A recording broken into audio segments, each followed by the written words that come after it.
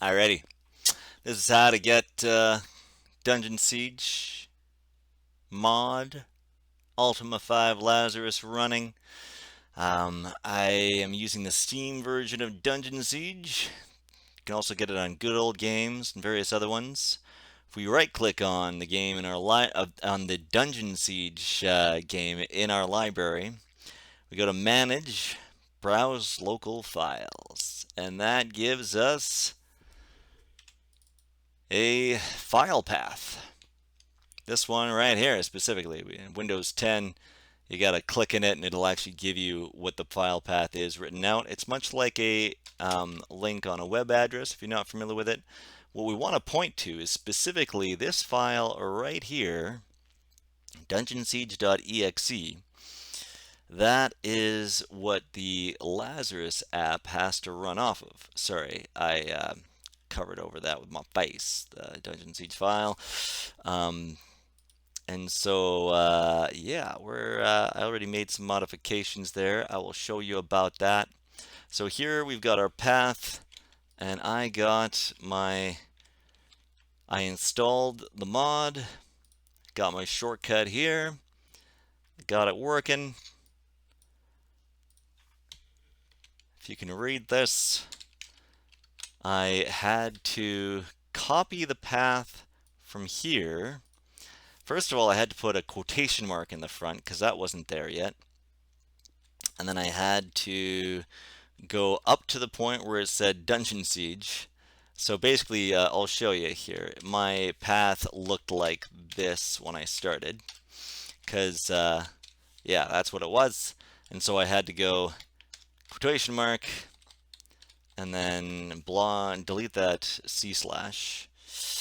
Oh yeah, we want to add quotation mark at the end, add the slash in there, and then I copy this guy here, Control C, Control V to paste, boom.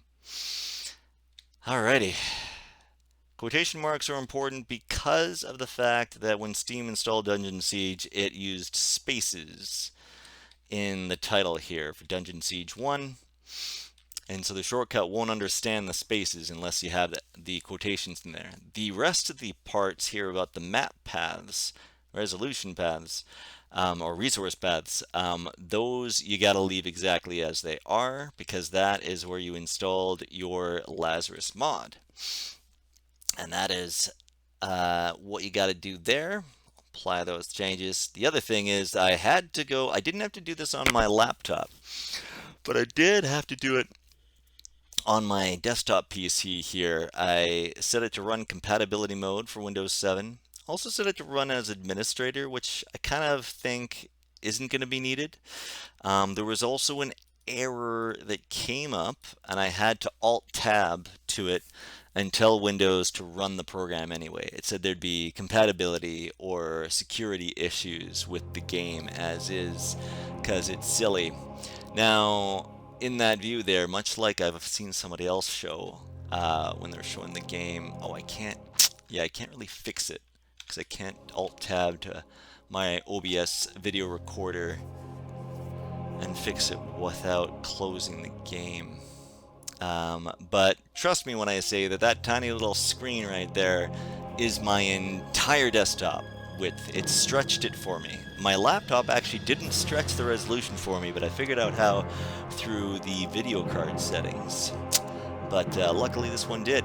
And so if I go Journey Onward, I think it'll actually load my save game from my laptop because the files are stored in such a way by Windows as to be shared from PC to PC. My face is covering up part of it. But basically, if you've been able to launch the game and get this far, you got to get through the character creation part, obviously. Oh, yeah, this is the new game that I started as a test. Alright, so here we are. It was weird that it didn't start centered on me. But there it is. It's the game. Have a good one.